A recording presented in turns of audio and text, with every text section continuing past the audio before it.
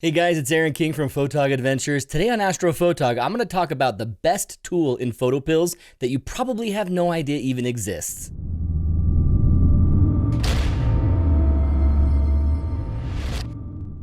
There's a tool in PhotoPills that I had no idea existed for the longest time. In fact, I've looked at it, I've hit the button thinking it was something else, and then, that's not what I expected. No idea what this is telling me, back out. And I just kind of ignored it for the longest time until we had Raphael Pons on our podcast, at Photog Adventures podcast, and we talked to him about it and said, hey, what does this do? What does that do? And he answered this question, and oh my gosh, there are two things about this that I majorly love. And the thing that's the second one, you guys won't even believe how awesome it is. So let's get to it. Looking down at my iPad, you can see that I'm sitting here recording my screen. It's an iPad again. It is a little different on your iPhone. Don't worry about that. But looking at PhotoPills, you go into PhotoPills, you choose your planner. Now, where's this crazy tool? So when I'm right down here, you see my mouse? That's the find. Right here, this find tool, I hit that, and it takes me into the location that I'm currently at in the planner. My red pin is in the same place that the red pin was at when I was in planner. Now it has these options of sun at azimuth and elevation, moon at azimuth and elevation. Well, what does all this mean? Well, why is this helpful? What is it trying to help me do? Well, first, let me explain what azimuth is. And so let's talk about elevation and azimuth. You guys are pretty familiar with it. You just don't realize it. So let's start off and draw my horizon line. As you'd expect, altitude, just looking up and down, the degree in which you look up at the sun or down at the moon at the full moon, what angle you're looking up and down. And azimuth, I can't do with the horizon line because we're looking down. This is the Earth. I'm standing here. I've got my pin out. And the direction that I'm looking to the north is 0 degrees. And then every direction I can look around me is an azimuth degree point.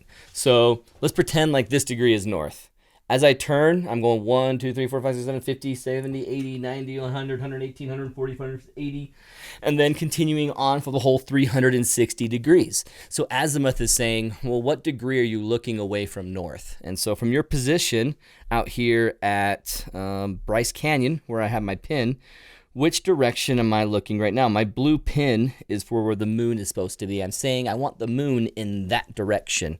So for instance, let me pull this pin in a little closer. Where I'm at Bryce Canyon is near Thor's hammer. And Thor's hammer is this little shadow that you can see right here. Let me use the mouse. This right here. This is Thor's hammer. You can kind of recognize the shape in the shadow. So imagine I'm standing on the trail right here, and I want to go and get the moon next to Thor's hammer as best I can. In fact, I'd love it if it was right on top of Thor's hammer. Let's go ahead and put the pin right on Thor's hammer. I want to know, when is the moon at that azimuth of 97.6 degrees? And right now the elevation is set for me. Well, what if I wanted a different elevation? I want it to be as close to the top of the hammer as possible.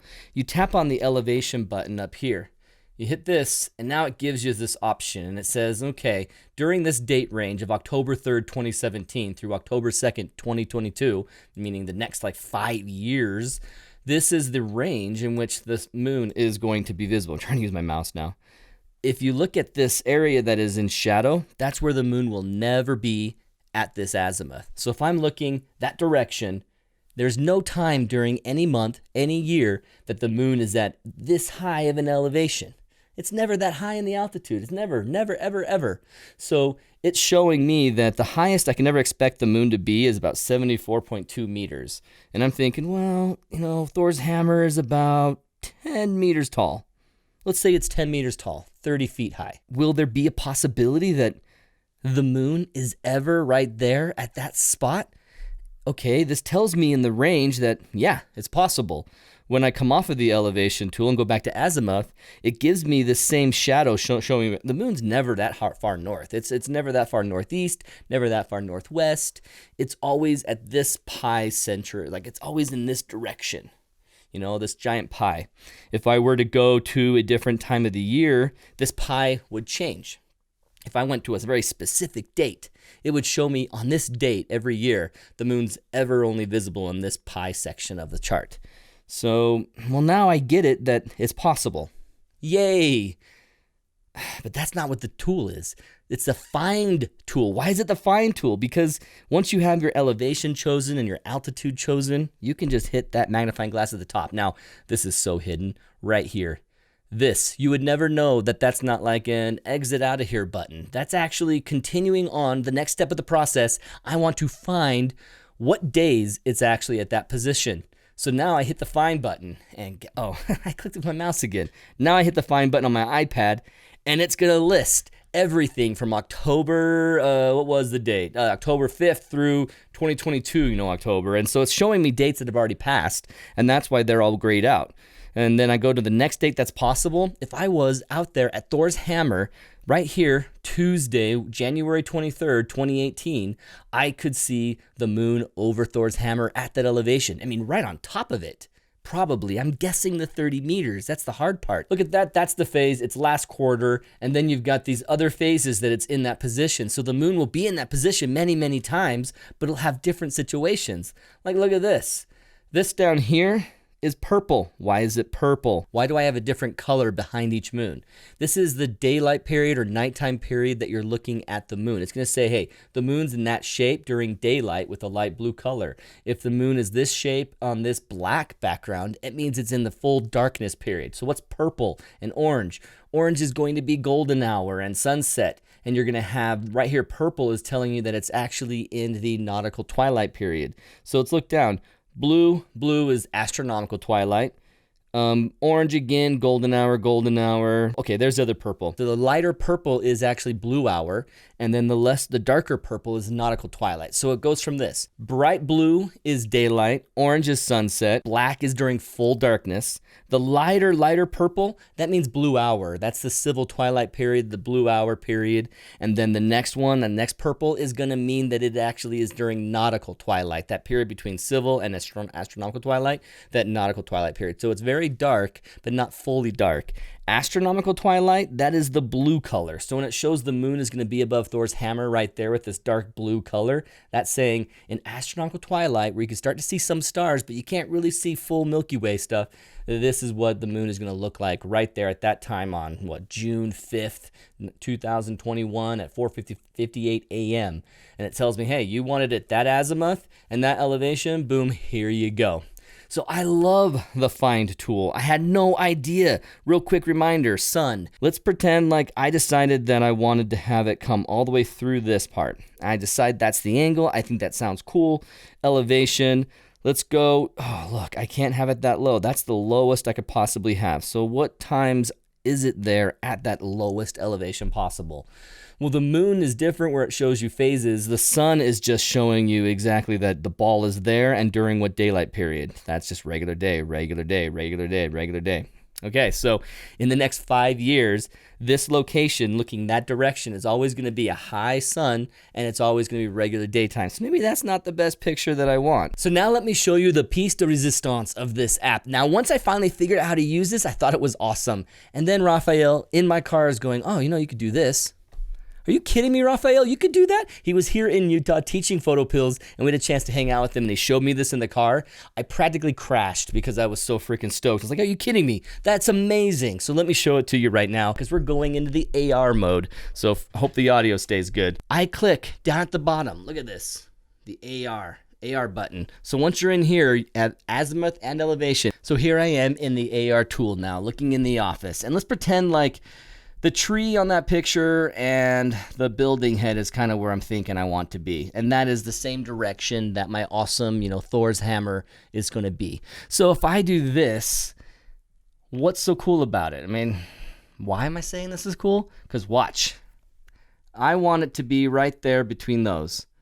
It just actually puts the moon for me wherever I put it. So if I decide, oh, it's over here, I want it this high, this low, this area, maybe more west, maybe more northwest. I want to keep going. And so I want to literally put it between the tree, the building right here, and those two trees. And I'm standing in location and I'm right there and I say, okay, hey, I want to see if the moon is ever there. So I hit done. It puts that pin, look like it's possible. It looks like it's in that area, but when? When is it possible? Let me hit the magnifying glass at the top. Oh, it does happen, and it happens on those dates. In fact, it happens really soon, on January 26, 2021. Okay, really soon. I forgot the year. It's not even for 3 more years. But that's when I can be there on location to have the moon show up precisely in that spot. So let's do that again. So back in my planner pill, I'm going to go to load one of my favorite spots. Something that has a good sunset or moon-like rise. Strawberry Pinnacles would be good. So now that I have the moon visible and I'm swiping, I can see the time period the moon rises, and now the moon is between those rocks. Oh, even setting between those rocks. See, I can even tell with my line that today it would set in between there, or the date that I'm at. So down here, bottom corner, click on your find tool, and then you're gonna see this location and move your pin to where you want it to be, or who cares, go to the AR tool. You're standing on location. You look and say, I want it to be right there by the Andromeda Galaxy. Hit done, and that shows up on the map, and I search. Those are the days that it happens, right there. It's so amazing, the find tool. I had no idea about it. Seriously, guys, this is going to change the way you do full moon and sunrise photography, sunset photography, because not only are you going to know, okay, well, this is where it is when it sunrises, I got to go there then. You can sit from home and say, I want to go to that rock, that awesome Oregon coast rock. And I'm going to go and say, I want it to be right off a secret beach, off to the side of that sea stack, and I'm going to put it there. If I'm at home, I can try and make it work, or if I'm on location, even better, I can use the AR and just tap it and say, I want the sun right on top of that tree. Does it ever happen? Searches the whole 5 years, and boom, there it is. I love this thing. I love this feature of the app. I hope you guys like this. I hope you guys enjoyed this video. Let me know if any of it was confusing down below in the comments. If you have any questions, hit me up anytime. I'm always happy to answer them. See you guys. I want to show you guys a little behind the scenes of what the course is. So check out the screen. So I got a moon video, Milky Way video, location video, conditions video, classical composition rules, Milky Way specific composition rules. And I'm going to do compositional review of my work and say, this could have been better. This could have been stronger. I messed up here. Look at what you could have done. And those kind of things are going to help you know what you should be doing. If you're just starting out with Milky Photography, that you'll take a look at this, consider pre-ordering it right now for $67. And maybe this is going to be just what you need to get you started for the Milky Way season this 2018. Thanks, guys. See ya.